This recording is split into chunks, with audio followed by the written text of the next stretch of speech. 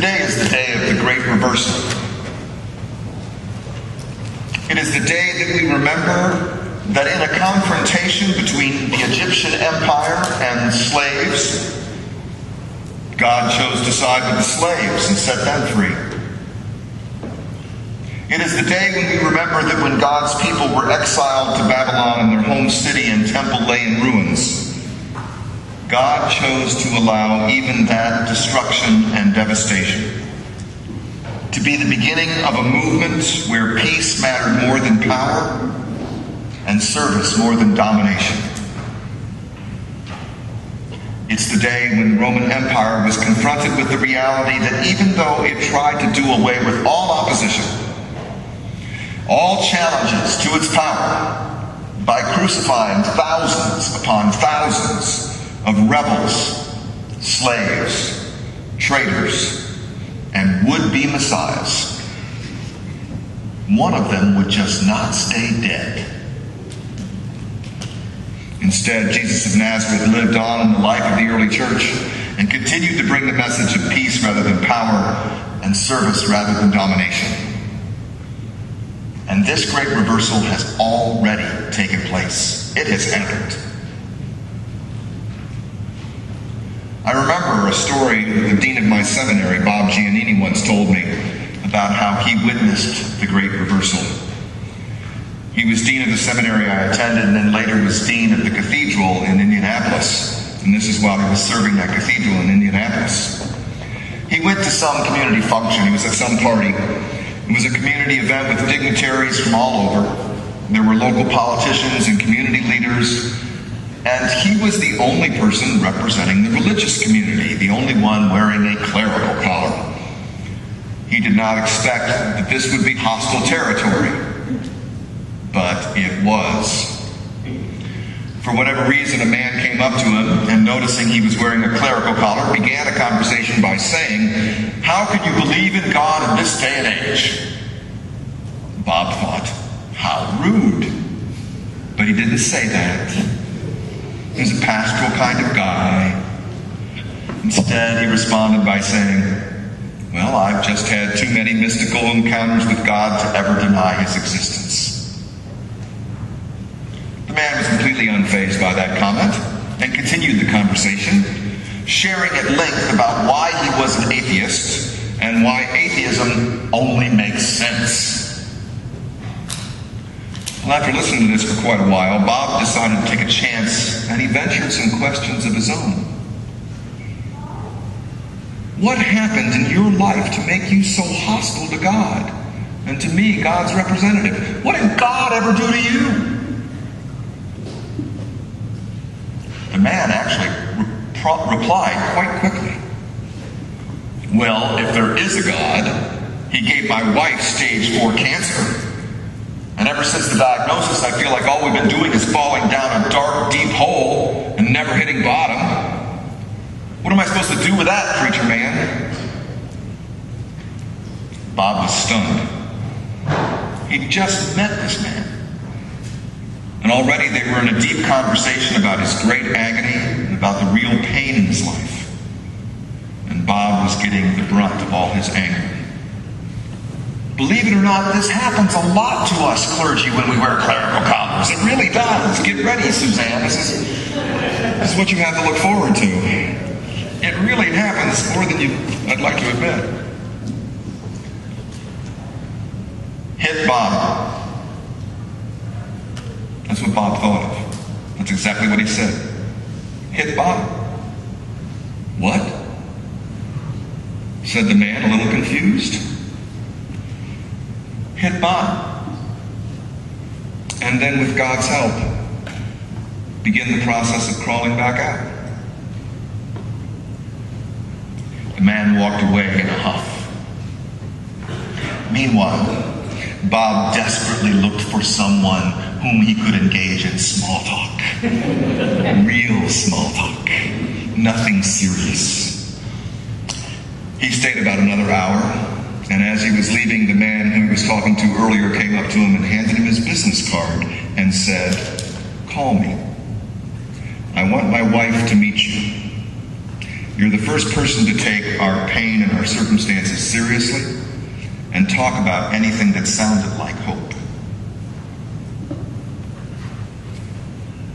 And so began the great reversal in this man's life. He and his wife hit bottom, and with God's help started the process of crawling back out. They went from being atheists to agnostics to members of the cathedral and believers.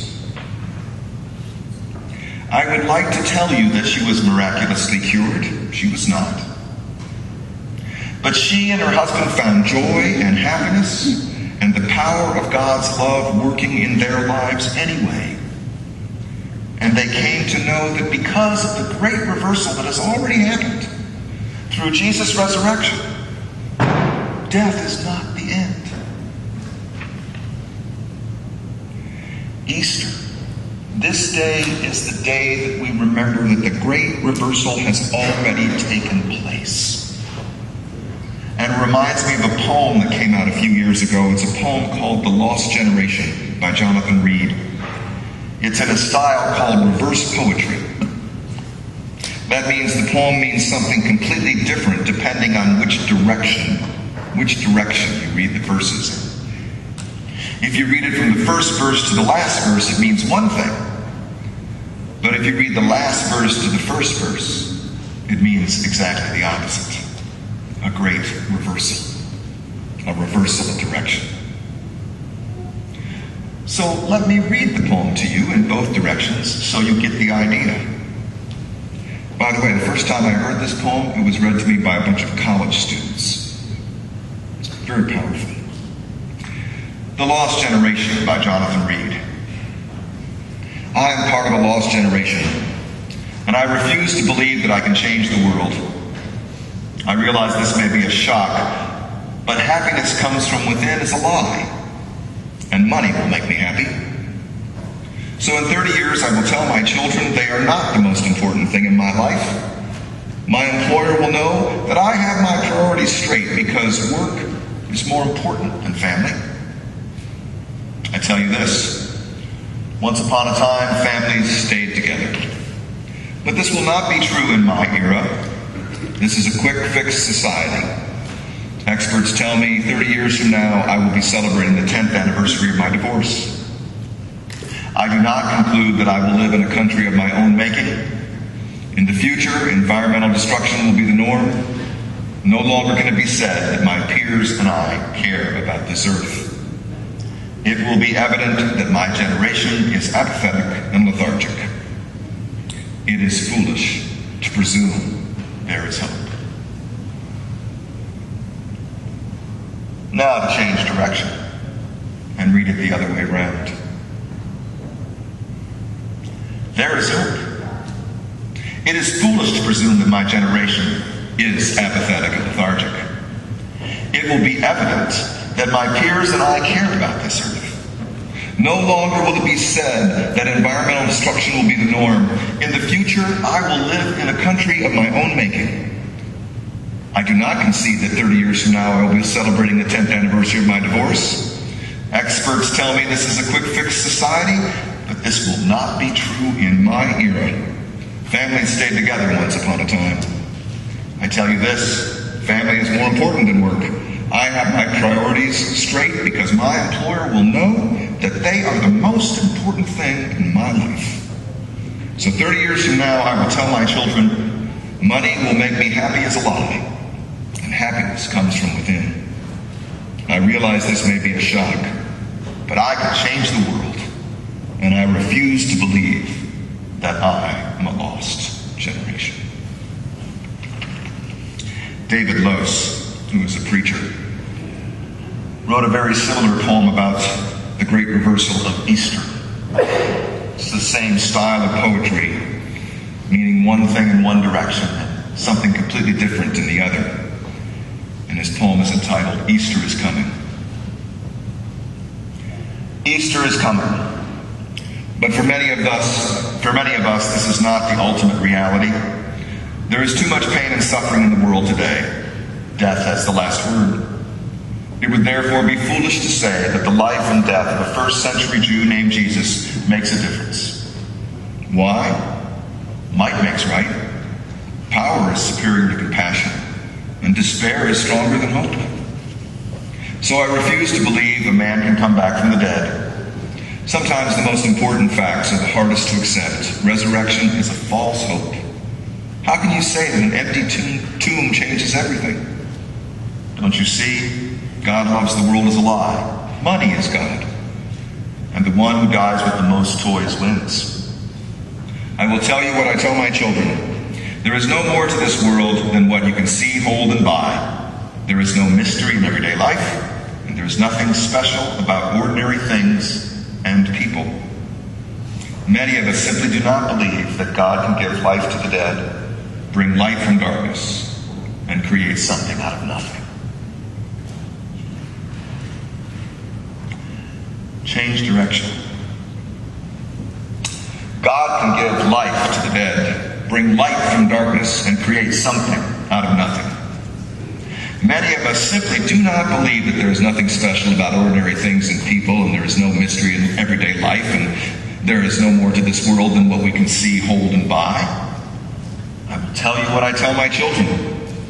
The one who dies with the most toys wins, and money is God is a lie. God loves the world. Don't you see? An empty tomb changes everything. How can you say resurrection is a false hope? Sometimes the most important facts are the hardest to accept. A man came back from the dead. So I refuse to believe that despair is stronger than hope, power is superior to compassion, and might makes right. Why? The life and death of a first-century Jew named Jesus makes all the difference. It would therefore be foolish to say that death has the last word. There is too much pain and suffering in the world today. But for many of us, this is not the ultimate reality. Easter is coming. In fact, it's already here. The great reversal has already happened in the resurrection of Jesus. It all depends on the direction you're facing. The great reversal has taken place in the Exodus, in the exile, in the resurrection of Jesus, and this Easter day. What matters is which direction we are headed.